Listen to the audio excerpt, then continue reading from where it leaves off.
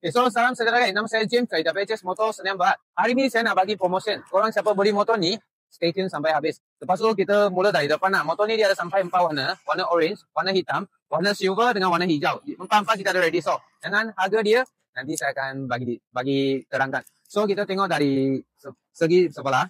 Sini, mari sini. Tengok sebelah. Dia V-twin engine. Lepas tu dia 249cc dengan dia pakai horsepower dia 25.5, top speed 120. Lepas tu kita tengok dari belakang. Nampak? Yang special. Motor ni apa yang special? Yang biasa kita tak pasaran, kita tengok semua single seat macam ni sajalah. Tapi yang ini kita sedang ada promotion.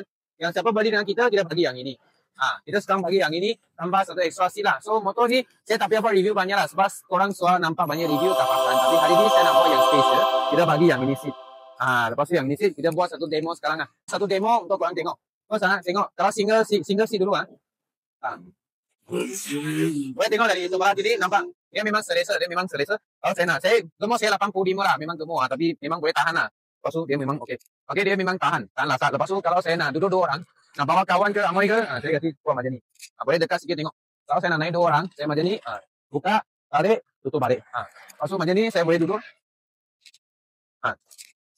Saya boleh naik dulu. Ini kawan saya, naik. Okay, gemuk dia lebih kurang 80 jugalah. Lepas tu pun okey lah, selesa. Yang penting sekali, kaki mau letak mana? Sini.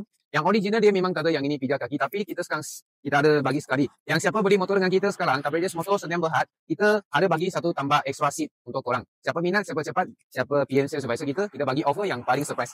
Korang minat, PM je. Terima kasih. Thank you guys. Nama saya James dari WHS Motor Senyam Berhad. Thank you.